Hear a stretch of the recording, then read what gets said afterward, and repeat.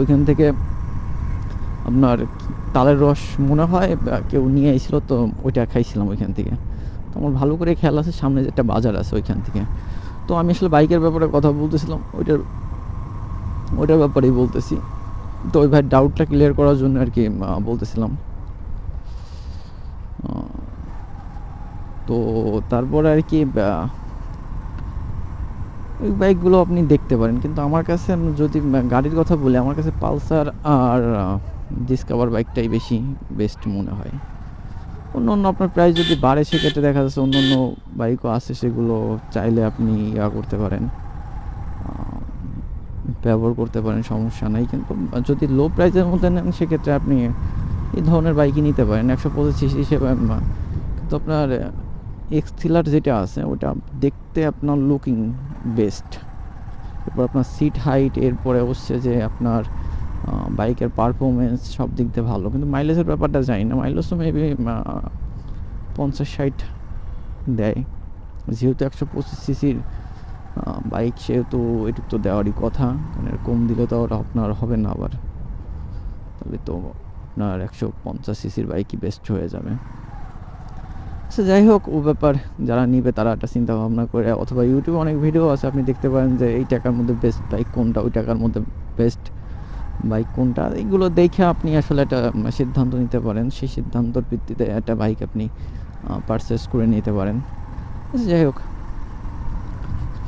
তো যদি ডিসকভার বাইকের কথা বলি, এটা আপনি চাইলে 6 মাসেও একবার করতে পারেন, মানে মাস্টার সার্ভিসিং করাতে পারেন, অথবা 1 বছর পরেও আপনি করলে কোনো সমস্যা নেই। তো আমি আমার বাইকে প্রায় 4 মাস হয়ে গেছে, 4-5 মাস হয়ে গেছে যে বাইক ইসের কাছেই নিই না, মেকারের কাছেই নিই না, শুধু তেল ভরি, মোবিল ভরি যাচ্ছি না।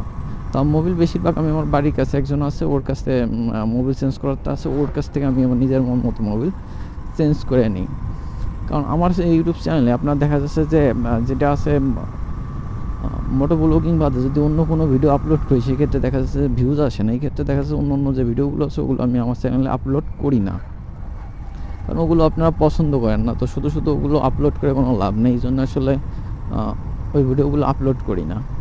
তো এই যে রাস্তাটা, এটা হচ্ছে পুরো করে একটা গ্রাম ভিত্তিক একটা রাস্তা। আগেও বলছি ওই পাশে দিয়ে একটা রাস্তা আছে, এই পাশে দিয়ে একটা রাস্তা গেছে। সো ভিডিও করার জন্য এইখানে একটা বেস্ট একটা লোকেশন বলা যায় আর কি। তো এই পাশে একটা পুকুর আছে, পুকুরটা যখন এমনি সময় বর্ষার সময় আসি তখন দেখা যাচ্ছে এখানে প্রচুর পরিমাণে মাছ দেখা যায়। এখানে একটা নৌকা নিয়ে মানুষ খাবার দিচ্ছে লোকজনের, সেটাও দেখা যায় আর কি। তো এই টাইমে দোকানপাট সব বন্ধ আর কি। তো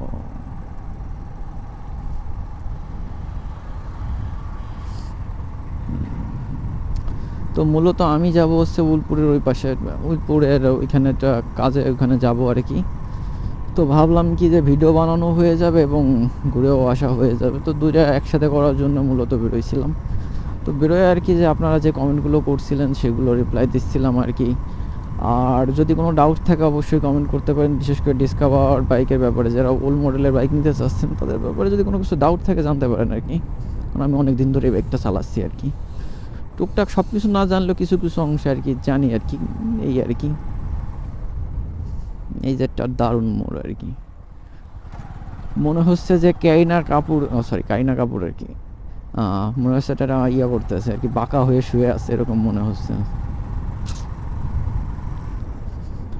তো এই পাশে আবার জাল দাবার মনে হয় কাঠ কুঠিও বিক্রি করে। তো এই